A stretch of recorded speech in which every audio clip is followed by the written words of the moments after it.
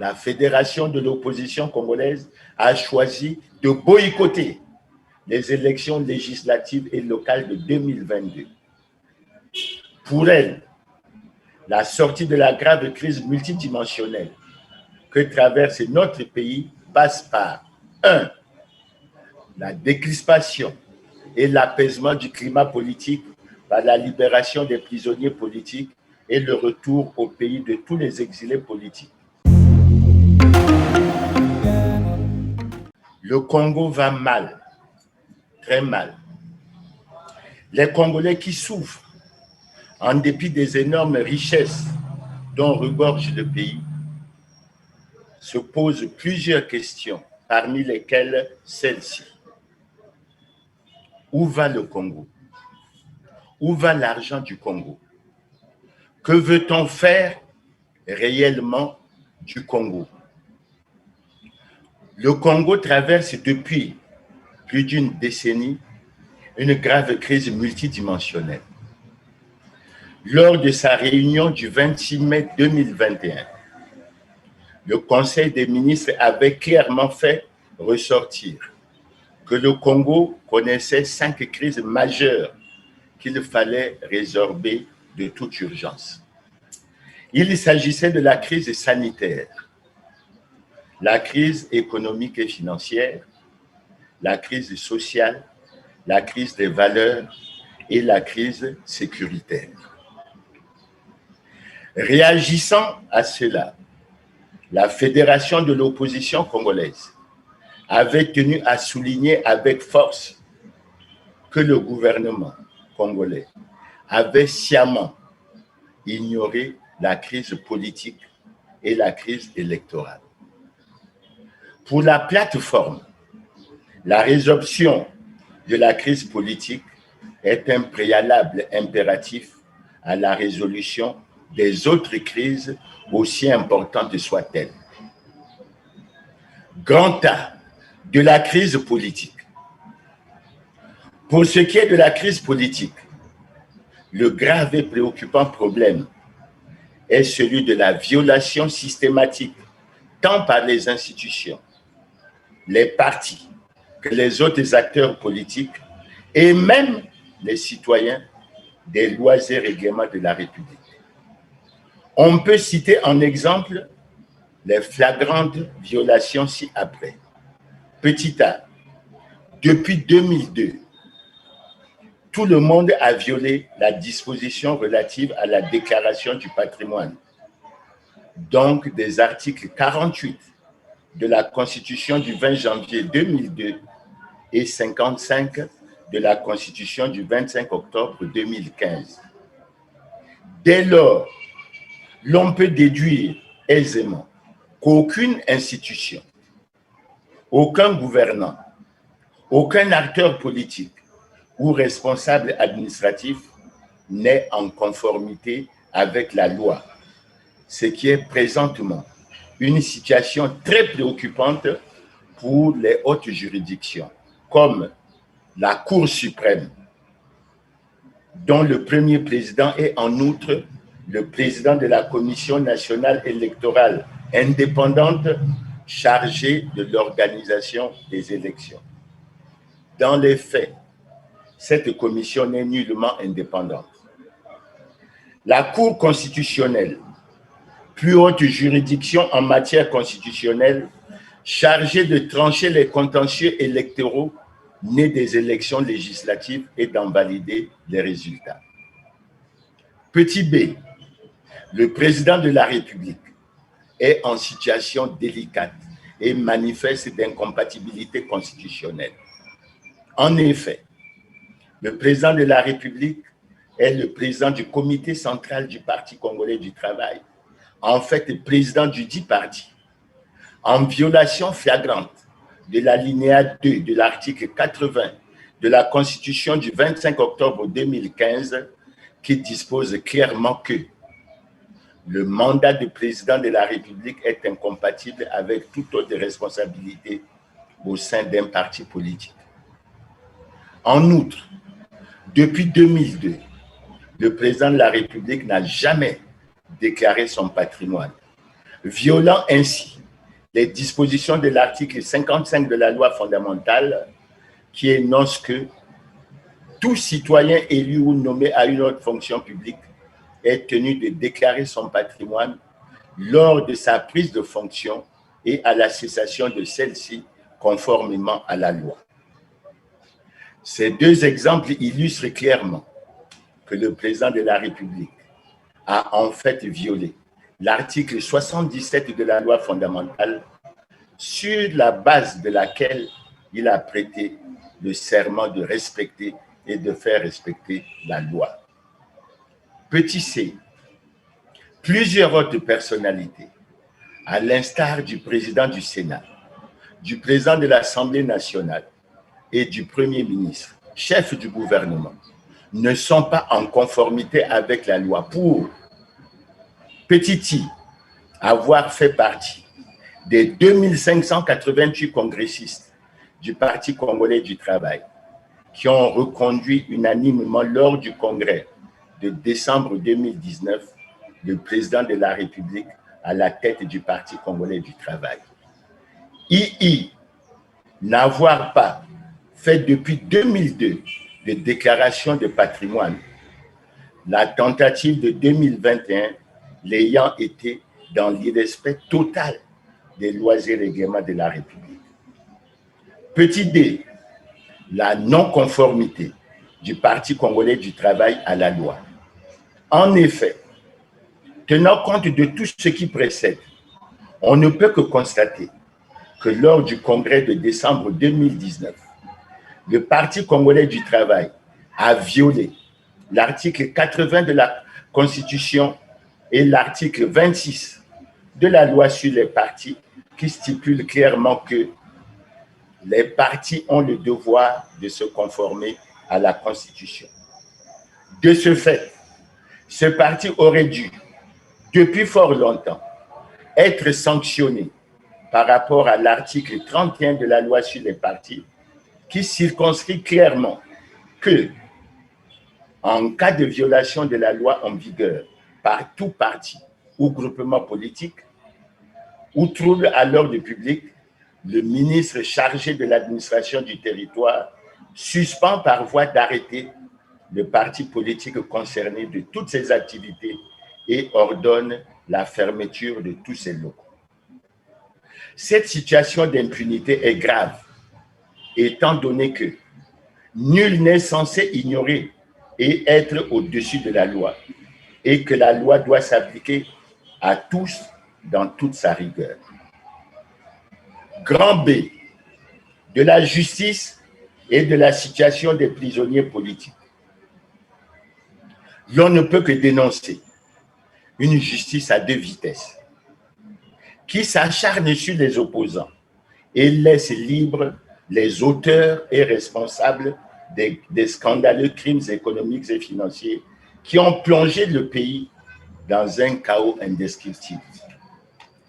S'agissant des prisonniers politiques, il est à relever avec force, petit a, qu'il est difficile de comprendre la disproportion des situations entre ce qui est reproché aux deux candidats à l'élection présidentielle de 2016 et ce qui a été reproché officiellement et publiquement à certains compatriotes qui ont été traités de terroristes et avec lesquels toute négociation était inacceptable.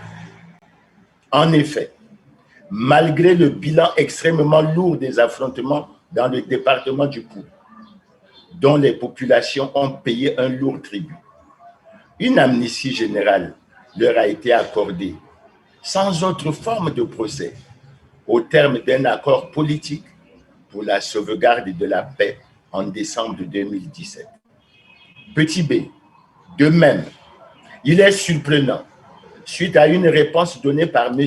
Denis Sassou Nguesso dans une interview qu'il a accordée à Bruxelles, où il a participé du 17 au 16 février 2022 au 6e sommet Union européenne-Union africaine, à un journaliste de TV5 Monde, s'agissant de la demande formulée en 2018 par le groupe des experts de l'ONU sur la détention arbitraire, relative à la libération des prisonniers politiques, d'entendre le président de la République déclarer ce qui suit.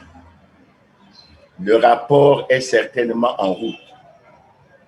Il ne nous est pas encore parvenu. Il recevra la réponse qui convient. Fin de citation. Petit c, que Jean-Marie Michel Moukoko et André Okombi Salissa ne sont pas des prisonniers de droit commun, mais bien des prisonniers politiques.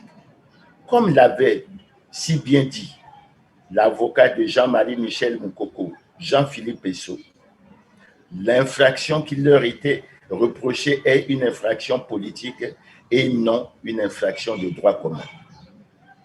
Petit d, il est difficile de comprendre le curieux silence des autorités congolaises sur les nombreux scandales et crimes économiques et financiers. Ceux-ci sont extrêmement nombreux. Parmi ceux-ci, on peut citer certains des plus criards. La disparition des 14 000 milliards de francs CFA des fonds des générations futures. Les révélations faites par les Panama Papers sur les 6 Congolais qui détiennent dans les paradis fiscaux près de 5 500 milliards de francs CFA. Les malversations financières du Fonds de soutien de l'agriculture et des fonds décaissés pour le développement de l'agriculture. Le déblocage pour une route imaginaire, des fonds pour une route imaginaire de 137 km. Les 9 milliards de francs CFA des pensions de retraite, de la caisse de retraite des fonctionnaires des mois de novembre et décembre 2016, portés disparus des comptes de cette structure à la banque, la Congolaise des banques LCB. Les 862 conseillers attachés et autres fictifs de la présidence de la République, etc. Tout cela ne dérange pas les gouvernants. La récente levée de l'immunité parlementaire et la condamnation à 30 ans de travaux forcés du député Ghislaine Yengalibali a convaincu les Congolais de la volonté politique des gouvernants de protéger ceux qui se sont enrichis de façon illicite et de faire souffrir la population congolaise.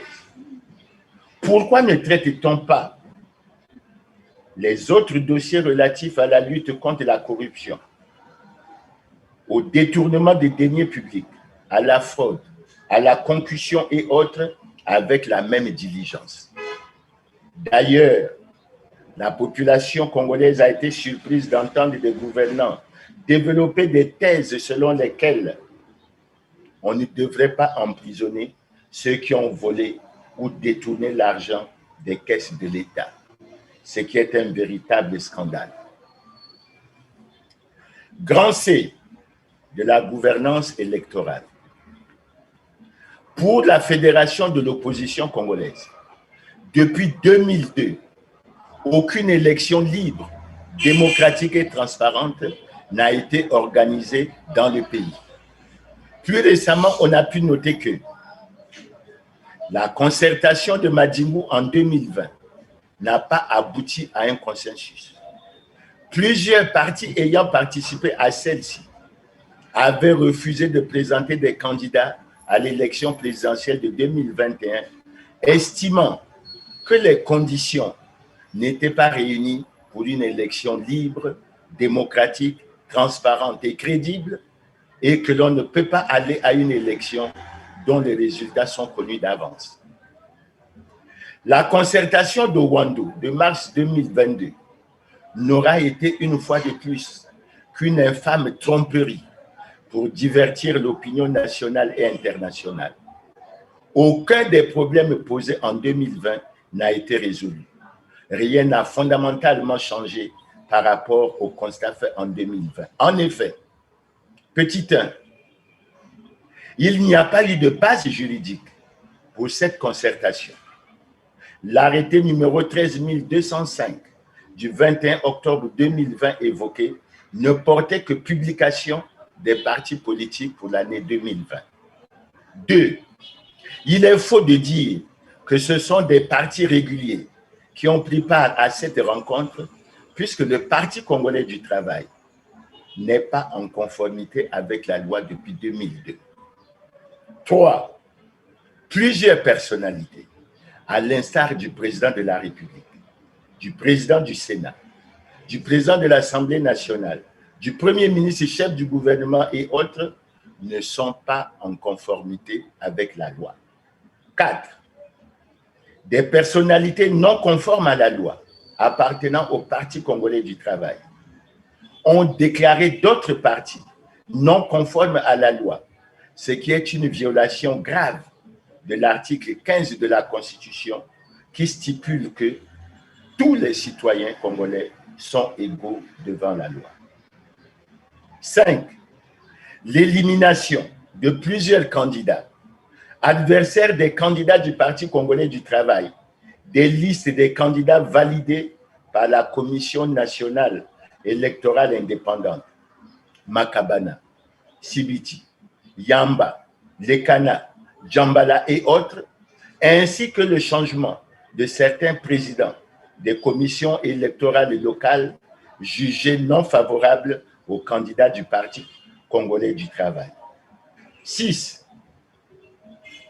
Les élections législatives et locales de 2022 se dérouleront dans l'irrespect total des lois et règlements de la République.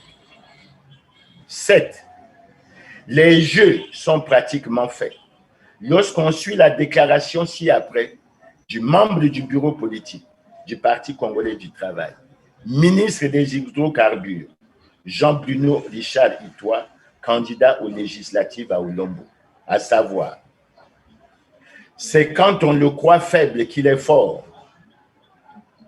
C'est quand on le croit mort qu'il est encore plus vivant que d'habitude.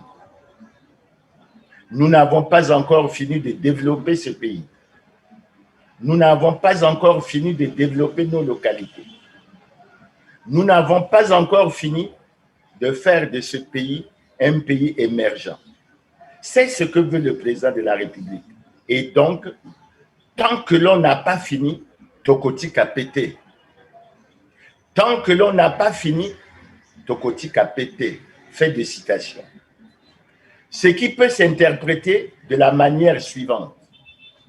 Nous sommes venus au pouvoir par les armes et nous n'en partirons pas, quel qu'en soit le bilan.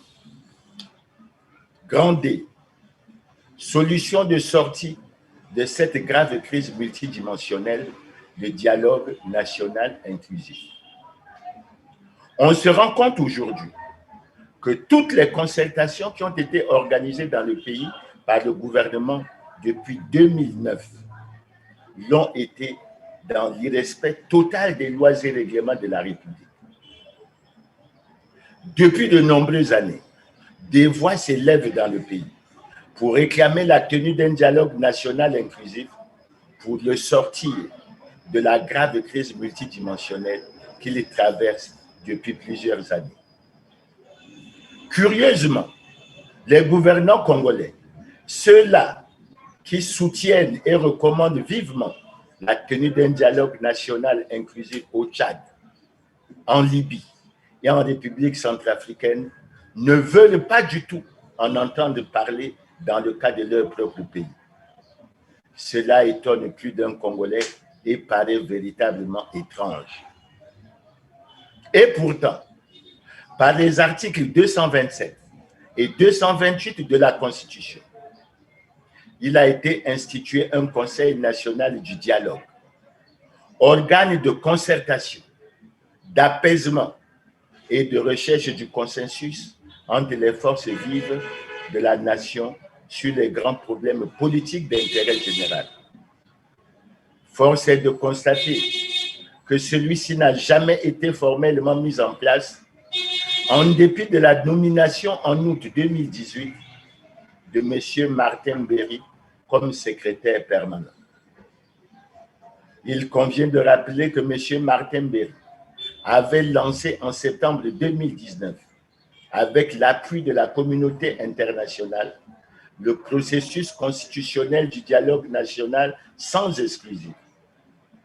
Malheureusement, Cette démarche qui était fortement appréciée par la classe politique et la société civile n'est pas arrivée à son terme. Au regard de tout ce qui précède, la Fédération de l'opposition congolaise a choisi de boycotter les élections législatives et locales de 2022. Pour elle, la sortie de la grave crise multidimensionnelle que traverse notre pays passe par 1. La décrispation et l'apaisement du climat politique par la libération des prisonniers politiques et le retour au pays de tous les exilés politiques. 2. La tenue dans les meilleurs délais d'un dialogue national inclusif. En fait, le pays est bloqué. Le dialogue national inclusif se révèle comme la seule alternative pacifique du sursaut national et patriotique afin que notre pays retrouve le chemin de la démocratie, de la paix et de la crédibilité dans le concert des nations.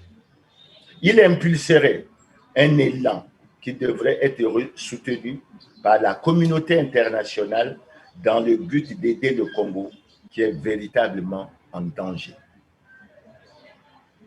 Fait à Brazzaville, le 2 juillet 2022, le président de la Fédération de l'opposition congolaise, Clément Nyerassa.